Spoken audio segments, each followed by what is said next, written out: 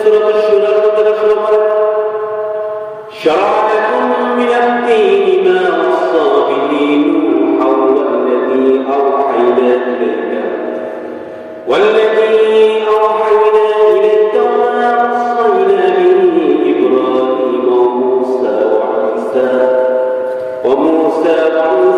আন আকিমুদ-দীন ওয়া লা তাতাফাররাকু ফীহি। তোমাদের জন্য দিনের সে সমস্ত বিষয় নির্দেশ করে দেওয়া হয়েছে যার নির্দেশ আমি দিয়েছিলাম হযরত নূহ আলাইহিস সালামের পর, এবং যার বহিরত পূরণ করে বলা হচ্ছে যার নির্দেশ আমি দিয়েছিলাম ইব্রাহিম এবং মূসা আলাইহিস সালাম, ঈসা আলাইহিস সালামের পর। সে নির্দেশটা কি ছিল?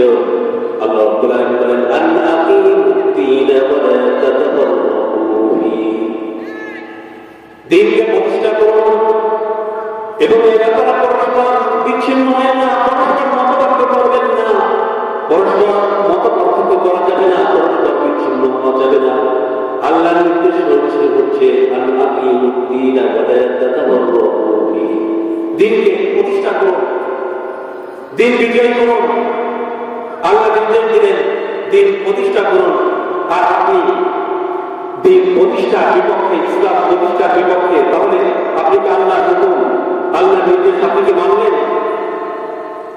আল্লাহ নির্দেশের বাইরে যদি কেউ অবস্থান নেয়, কোরআনের বিপক্ষে যদি কেউ অবস্থান নেয়, ইসলামের বিপক্ষে যদি কেউ অবস্থান নেয়, ইসলামের বিপক্ষে কোরআনের বিরুদ্ধে কেউ যদি কথা বলে, তাহলে সঙ্গে সঙ্গে সে ঈমান থেকে বহিষ্কৃত হয়ে যায়, তার ঈমান থাকতে পারে না।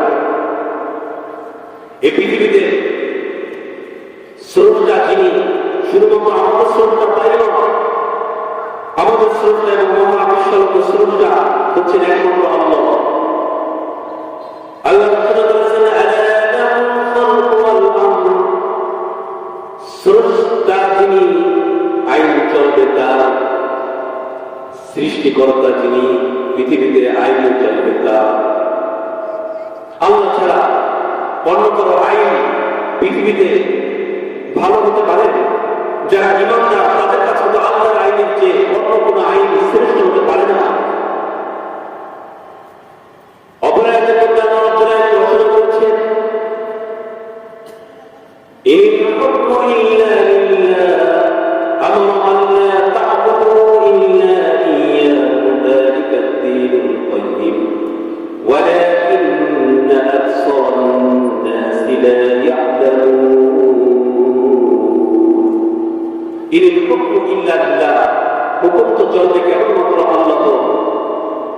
তিনি নির্দেশ দিয়েছেন আল্লাহ ছাড়া কোনো ইবাদত করবে না, অন্য উপাসনা করবে না। কিন্তু এটাই হচ্ছে প্রতিষ্ঠিত দিন। কিন্তু বস্তুত প্রকৃত কথা হচ্ছে মানুষদের মধ্যে অধিকাংশ মানুষই এটা অনুধাবন করে না, অধিকাংশ মানুষ এটা বোঝে না। জাহান্নামীদের সংখ্যা কি কম নাকি বেশি? জাহান্নামীদের সংখ্যা হচ্ছে বেশি, আর জান্নাতীদের সংখ্যা হচ্ছে কম। আমরা কি সেই জান্নাতীদের দলে থাকবো নাকি জাহান্নামীদের দলে যাবো? নাউযুবিল্লাহ। আল্লাহ রাব্বুল আলামিন আমাদের সকলকে সেই জাহান্নামের কঠিন আযাব থেকে হিফাজত করেন।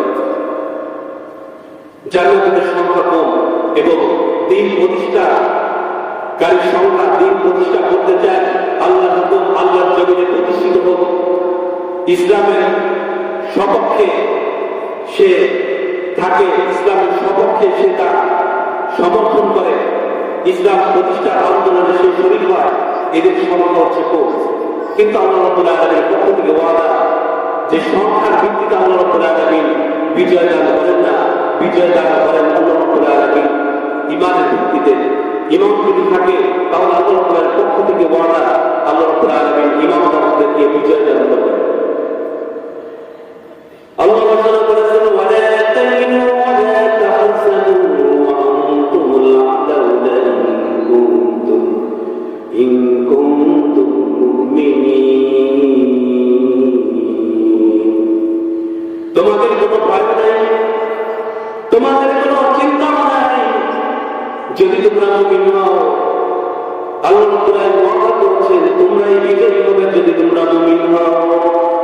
আমরা যদি প্রকৃত মুমিন হতে পারি, আল্লাহর উপরে প্রকৃত ঈমান আনতে পারি, আল্লাহ রাব্বুল আলামিনের পক্ষ থেকে ওয়াদা, আল্লাহ রাব্বুল আলামিন আমাদেরকে বিজয় করবেন এবং আমাদের একজন মুমিনের চূড়ান্ত বিজয় হচ্ছে আখিরাতে, যাতে আমরা জান্নাতে হতে পারি।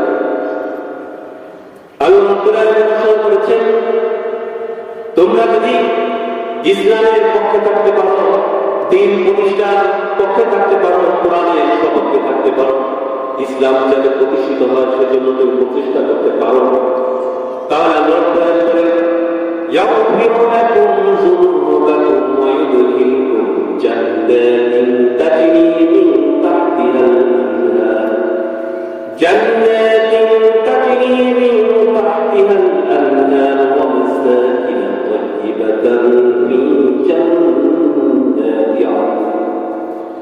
আল্লাহ রাব্বুল আলামিন ঘোষণা করেছেন, তোমরা যদি ইসলাম প্রতিষ্ঠার জন্য ইসলামের পক্ষে থাকতে পারো, কোরআনের পক্ষে থাকতে পারো, কোরআন যাতে বিজয়ী হয়, কোরআন দ্বারা সমাজ চলে, কোরআন দ্বারা রাষ্ট্র চলে, কোরআনের সমাজ যাতে প্রতিষ্ঠিত হয়, এর জন্য যদি তোমরা প্রচেষ্টা করো, তাহলে আল্লাহ রাব্বুল আলামিন ওয়াদা করেছেন তোমাদের গুনাহসমূহকে ক্ষমা করে দেওয়া হবে এবং তোমাদেরকে জান্নাত প্রদান করা হবে, তোমাদেরকে এমন জান্নাতে প্রবেশ করানো হবে যার পাদদেশে নদী প্রবাহিত, এবং তোমাদেরকে জান্নাত নামের মধ্যে স্থায়ী আবাসস্থল তোমাদেরকে দেওয়া হবে। আল্লাহ ঘোষণা করেছেন, জান্নাতের মধ্যে তোমরা যদি স্থায়ী আবাসস্থল, স্থায়ী ঠিকানা জান্নাতের মধ্যে তোমরা যদি যেতে পারো, আল্লাহ ঘোষণা করেছেন, যালিকাল ফাওজুল আযীম, এটাই তোমাদের জন্য, একজন মুমিনের জন্য এটাই হচ্ছে তোমাদের জন্য আসল সফলতা। আল্লাহ রাব্বুল আলামিন আমাদেরকে সূরা আস-সাফের মধ্যে যে কথাগুলো আমরা শুনলাম, এক নম্বরে আমরা আল্লাহর উপর ঈমান আনবো, আল্লাহ রাসূলের উপর ঈমান আনবো এবং আল্লাহ জমিনে, আমরা পৃথিবীতে আল্লাহ প্রদত্ত ইসলাম যাতে প্রতিষ্ঠিত হয়, এজন্য আমরা ইসলাম প্রতিষ্ঠার পক্ষে থাকবো, কোরআনের পক্ষে থাকবো। আল্লাহ রাব্বুল আলামিন তৌফিক দান করুন।